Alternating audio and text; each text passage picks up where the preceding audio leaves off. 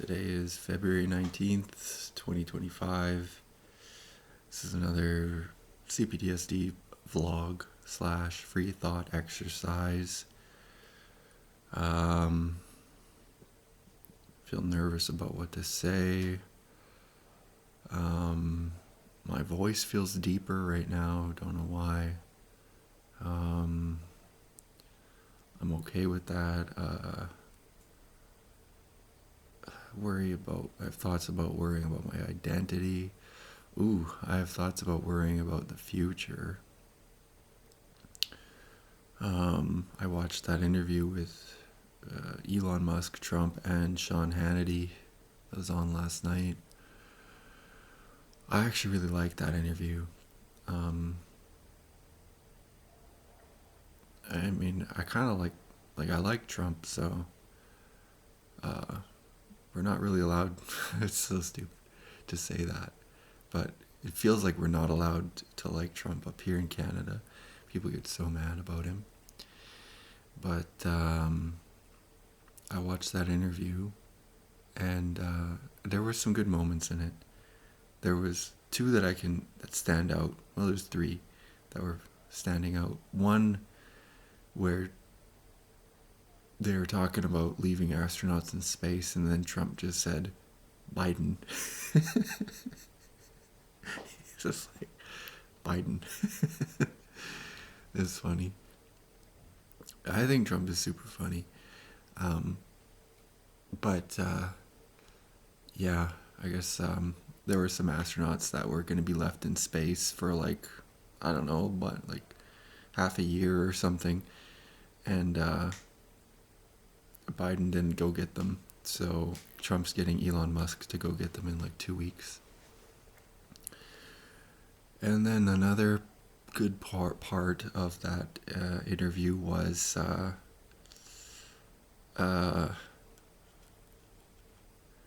second notable part in chronological order of the interview was when Elon said that you can't reason with Democrats, and that he was at a dinner in LA, and it was a nice quiet dinner, and then he mentioned Trump's name, and then it was all heck broke loose. All hell broke loose. And people got super upset. And it's true. It's freaking true. I can't even express how important this is. Because this was my area of research. This was my bloody field. It wasn't Trump. It was semantic associations. And the letters Trump instantly ping off in people's brains all that they have associated with him. And for most people, there's a lot associated, For me, if I hear the name Trump, I think he's funny. I like him as a president. I think he's doing a good job. That's kind of what pings off in my brain. But if you say that to someone who is if you say that to someone else who lives up here in Canada, who's an older person, I would bet you about 75% of the time you get someone who would be very pissed off about Trump. And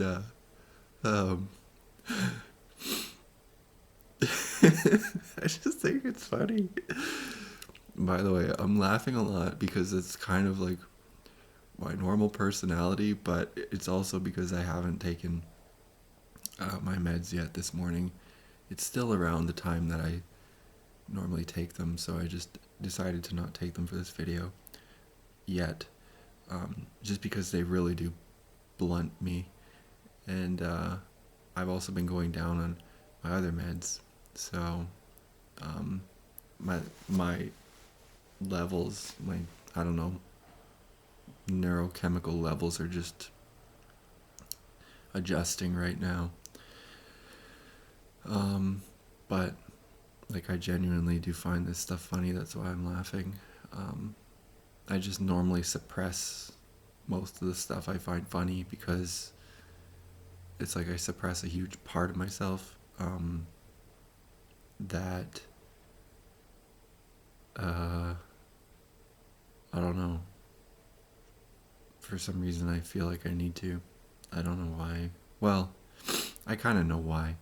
Some of the stuff I find funny is a lot of the stuff I find funny is stuff that offends other people. And even I think I'm starting to, I don't know about get offended, but maybe mature or like change what I used to think is super funny. You know, I can't help it, but I still do find certain things to be really funny. Like,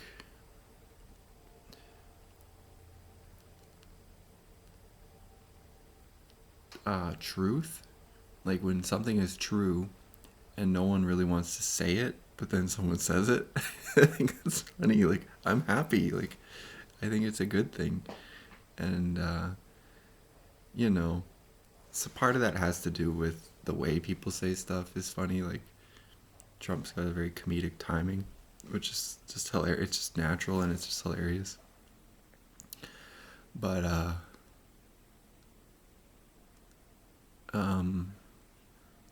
anyways, the third thing in that Trump Elon Musk interview that I thought was funny, or no, that stood out to me, that was like, this was actually the most special moment of that interview, was near the end, actually right at the end, when Trump was basically talking about Elon Musk's character and saying that he's a good man, and he said, you're more than it, you call yourself a technologist, but you're more than that, you know, you are that, but you're also a good person. And he says, Trump says, I know a lot of business people. I know the good ones. I know the bad ones. I know the lucky ones. And all these successful business people, a lot of them are not always good people. But he says about Elon Musk, you know, you're a good person, and that, yeah, Trump was like basically just vouching for Elon Musk, and it was like a sweet moment. Like,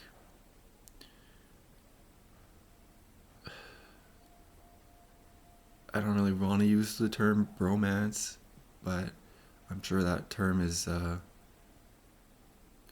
like, take the good part about it and not the mocking part of it, but the it was like a sweet moment because it is like a friendship moment, you know?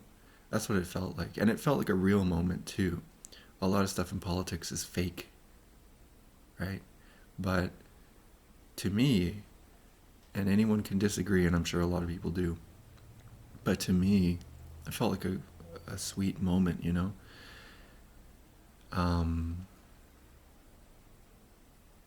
Yeah. So, and I think you could tell from the way Elon was sitting there and the look on his face, you know, that he was touched by it as well. And I went on X after. You can tell I'm a big fan of these guys. And I know a lot of people would mock that, but whatever. But I looked on X and Elon had clipped that moment and put it on his X. So, you know, like, I don't know, I liked it. And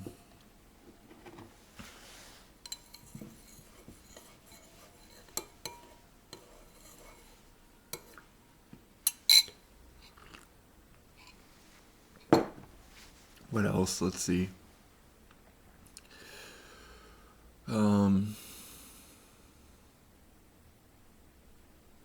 Oh yeah, work. Well, I've been kind of delaying. Like, my long-term disability, it got basically denied.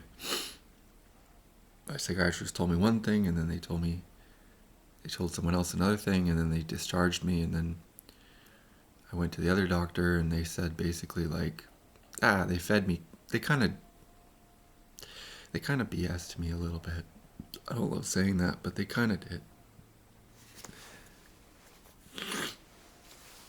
It kind of ticked me off a little bit, just like when the guy was saying that. He says to me, we can't have like a society where everybody's on disability. And I mean, it's true, obviously. And I wasn't advocating for a society where everyone's on disability. But, like, I don't know. He's trying to save the... I don't know. I didn't feel like it was... I didn't really feel like it was something he should have said. And then he says, right after, he says, we want to help you. It's like, dude, I guess he was catching up was the thing. He says, he kept cutting me off and saying, I just want the high yield information. It's like, okay, I get it. Like, I'm trying to give you the quote unquote high yield information. I'm giving you the important parts, But that guy was stressed out. He says I was late to the phone call because they book us back to back, and I just got finished with another patient, and I was like, okay, I know what it's like. To be for it to be like that, but to be booked back to back to back with clients, I know what that's like. But and you try and do your best for each one, but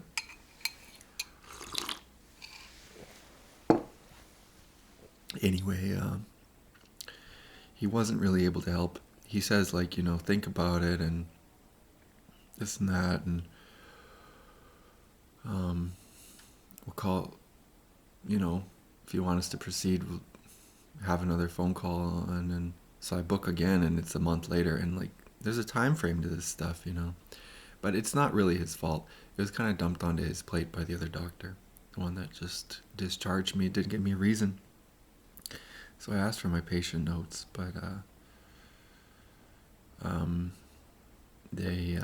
it takes time to prepare, I guess. Anyway, what's ending up happening is like either I have to go back to work at this place, which that place is toxic. Like, it is toxic, and it gives me the shivers, and it gives me like this bad feeling, and like I get it, like, a lot of people have jobs they don't like, and are just doing the job because they have to for whatever reason, right?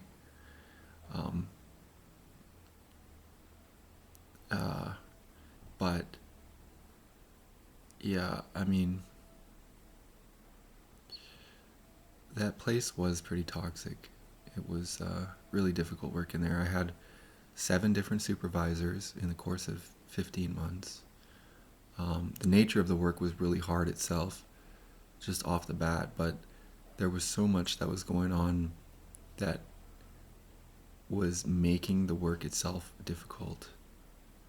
And everybody was stressed out. There's like these reports by this watchdog organization that watches the place that I worked at, and basically said like that it was an environment that leads to burnout, that they have huge trouble with staff retention. And like for me, like a huge problem I felt personally was just the silencing. Like, they basically, when you start, they make you do an oath that says you can't say anything bad about the workplace. And like they have all these like I want to say gag orders, but that's just because I picked that up from the Trump trial when he was talking about it. But they put all these like things to silence you or control what you can say and can't say, and so it really puts you on edge, like, and it makes you feel like you can only say good and cheery stuff and positive stuff, and just like How are you? I'm good. How are you? And oh, I'm sorry that happened. Oh yeah, I'm sorry. And then you say like, oh, but uh, then this other thing happened, and that's good. And it's just like, I'm exaggerating, but that was kind of the general. Bleh. Like, there's good things that happen in the world, right? And we were doing good stuff, but that's just, it was good job. It was a hard job, and a lot of stuff was making it harder. uh, like, personally, my own view is, when it comes to work, is that, and even kind of aligns with friendships, is that C.S. Lewis story. I think it was called The Inner Ring, and it's a really important story about life and work. And to paraphrase, he kind of says that, there's all these different rings in the world. There's all these different circles of people, and you kind of know who's on the inside, and you kind of know who's on the outside, and you kind of know who's on the boundary. And those rings are not what's important. The world has all these delicious insides, he says. These big buildings, these groups of people, these things that, you want to get on the inside, or like it feels, there's just like this draw that you want to be part of some of these things. But he says the reasons for actually doing something good is actually the work itself, is doing good work itself. And that good work is done by 3 or 4 people, maybe 5, who show up and they focus on the work. And that's what they make their time about. And,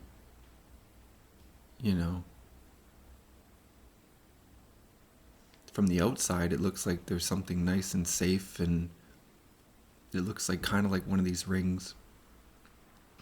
And it is, but it's for the right reason, I guess. That's the real safety. And he said that, friendships can come out of that. And it just is like, that's kind of how I looked at it. Is that's what I was trying to focus on the entire time. And I was trying to not get drawn into gossip.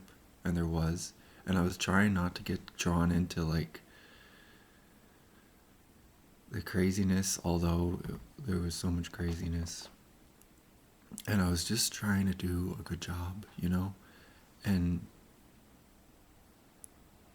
be a good team member. And it was so draining because I couldn't talk like this. Like, there was no way you could talk like this. There was always somebody trying to guess exactly what you were saying and cut ahead of you in a conversation. And they were all like, the conversations were all like snippy, and they didn't have any flow, and they were all like quick, and it was just so toxic. And it was always check-ins. Hey, I just wanted to check in. Can I have a check-in? Check-in. It's like people were using their language in a way where nothing could come back on them. Like, not even perception. Like, it couldn't even be perceived that they were in some way negative about anything, And that is just like so draining, because it was just like so control oriented or whatever, and like it just moves away from reality a lot, and that gets really draining. So anyways, all of this to say that it was a stressful place to work. And I was supposed to talk to the new director, because they switched directors. This is the third one. and it's another temporary one.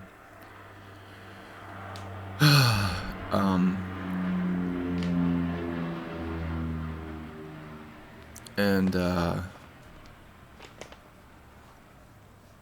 gosh, and basically they want to know if I'm gonna do the return to work. And right now, like I said, I'm still figuring it out. I still don't know. I'm kind of delaying it. I'm trying to think what my options are. I could maybe go on. They have a leave thing. I could maybe just take a leave without pay. But the thing is, I'm kind of hanging on to this job for the reason that everybody hangs on to a job. Is like you need money, obviously, and then the other reasons would be I want for career related reasons. I want to have a good reference, obviously. I think I have one good reference from someone there who I worked with a lot, and who was actually, one of my friends there, who I actually kind of liked, and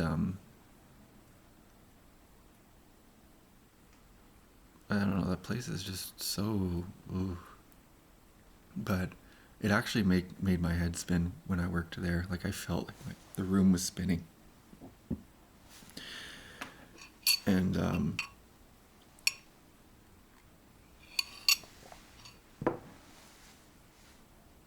like I have, history of trauma. I have Cptsd. I have mental health illness or issues, and it just exacerbated. And a lot of people are like, well, who do we blame? That's what people kind of think a lot of the time. That's how a lot of people think, is who do we blame? Like instantly whenever there's a problem, who's to blame? And so I kind of get the reasoning, the logic kind of backs stuff up when you think about stuff in a certain way. It kind of feels like the logic pieces in to support it. But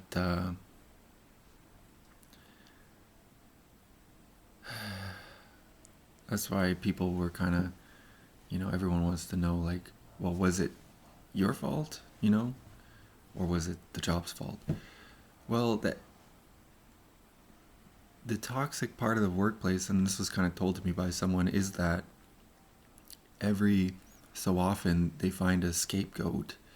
Every few months they kind of find a scapegoat for something. And I kind of saw this, you kind of hear this too, for why everything is kind of not doing well, because they don't want to focus on real problems.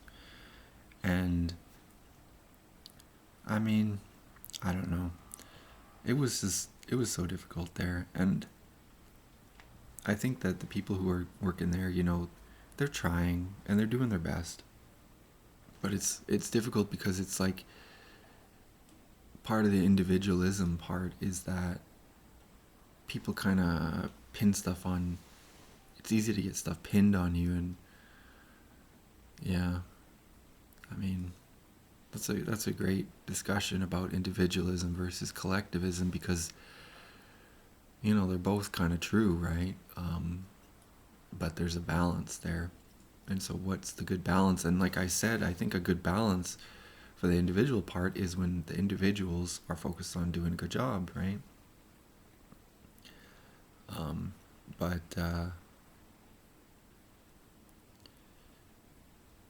yeah, focused on the work. And so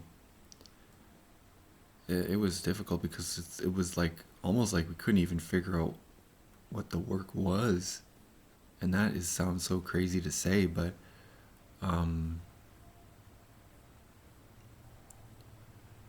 ooh, that's a tough one, because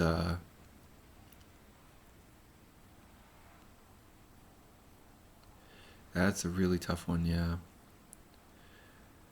Like you would think, and they brought this up themselves, that they were criticized for not having a clear vision, And you would think,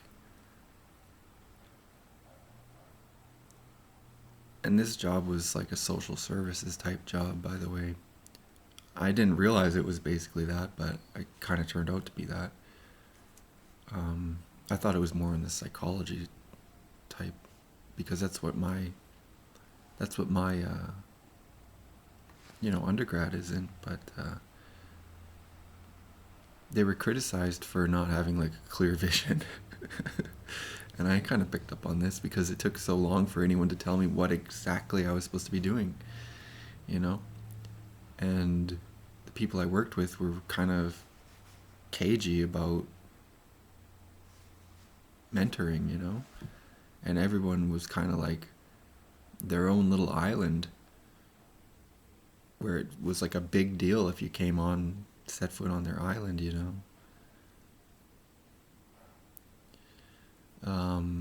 So the working together was a little bit difficult there. And I think that the successful people I saw that worked there they figured out how to be successful as an island, you know? But, and that's kind of what they were doing. But it was difficult for me, who I was someone coming in like a little bit like, well, actually, yeah, green. And, no one would really take the time to just help me, walk a little bit. So it was a lot of trying to like figure it out on your own type of stuff. And when you're working with other people, trying to help other people, like that's what social services kind of is, vulnerable people, you want to do your exact best. Like that's what I wanted to do. I wanted to do everything I could do for those people that I could do. And when people are looking at you that you work with, like, and also like other people are looking at you like you're supposed to be some kind of magician, that puts immense pressure on you. Like, I don't know magic tricks. I know,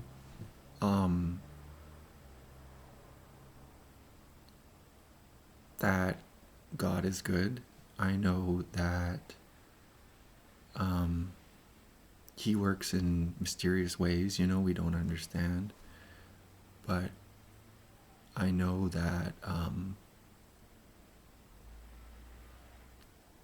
well, I'll tell you something funny.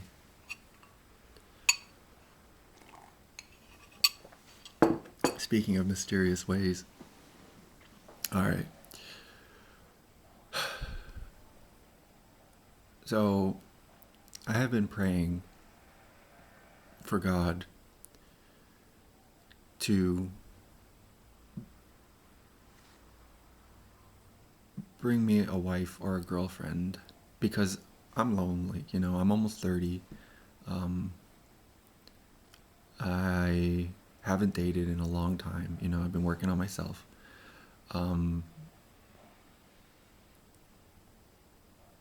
And so I prayed for this. And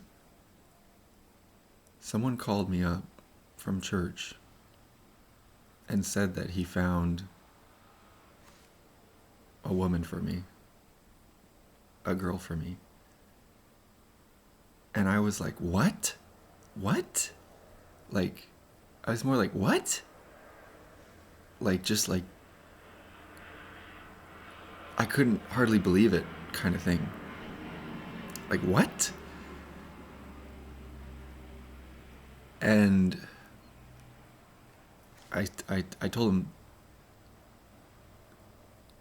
thank you, but no thank you. And the reason I said no thank you was because I actually like somebody else from church, I like this other girl. She doesn't know that yet. She might kind of have an idea, but I haven't outright told her. And that's a big deal I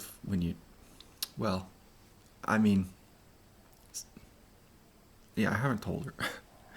So I want to tell her, I might tell her tomorrow, and I've been really anxious and nervous about it, but I kind of just want to know, like, does she reciprocate, And if not, it's, what can I do?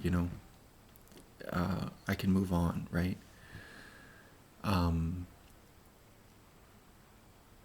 But so when I say that God is good and God hears your prayers and He answers your prayers, like, I mean it. And I'm starting to believe, well, first I'm starting to believe more and more, have greater and greater faith in God, which I feel bad for, but for not having complete, like, it's just, for me, it takes a while for my faith to grow, I think. And so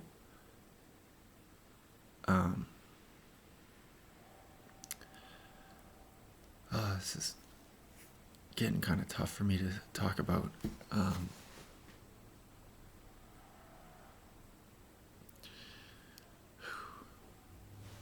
Because my trust was really hurt when I was younger, so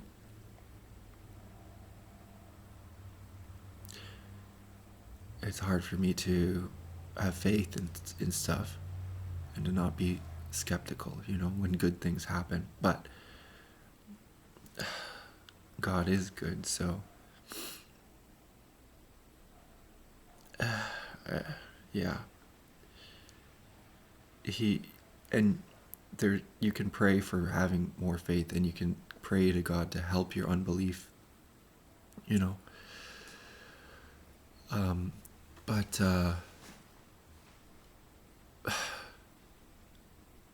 so yeah. Speaking of, it's not magic, but it's the goodness of God. I was praying for something, and God heard me. He always hears me. He always hears you. And He made it happen. It's amazing. It's like, you pray for something, and God hears you, and He will answer. And it's like, I don't fully understand it. I don't think it's possible to fully understand. But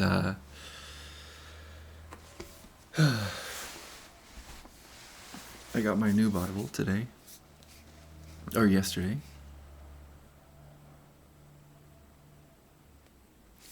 It is a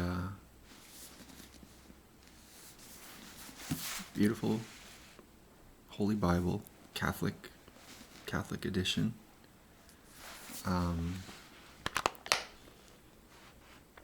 And I'm hoping. Well, I'm thinking about reading some, either every day or in clumps a few times a week, to try and do a Bible in a year. I'm still kind of thinking about doing that, because I would like to read the whole Bible. It's one of my goals. But yeah, so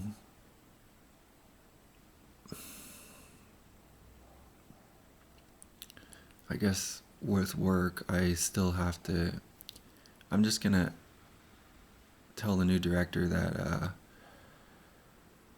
what are my options, and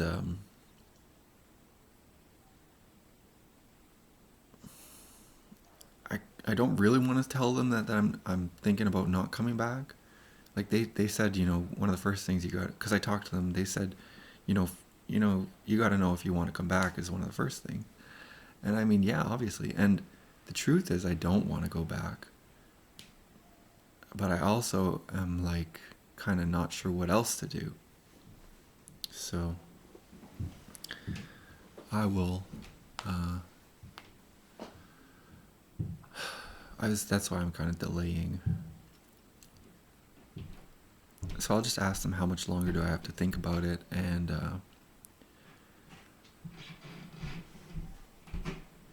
I'm kind of thinking about, I could go on like welfare or social assistance, which I don't really want to do. I could just live off savings. I got a little bit of money I could live off. Um, and partly what I'm, hoping to do is improve my health before I go back to work so that I can find a sustainable, find, I hope to be healthy, right? Or healthy enough that I could sustain a job, and I hope to find a job I could sustain, right? Um, so, uh, yeah, and I'm hoping to do this. I'm hoping the keto diet will help because I've heard it's helped with mental health. Anyways, I'm out of time here, so yeah, that's all.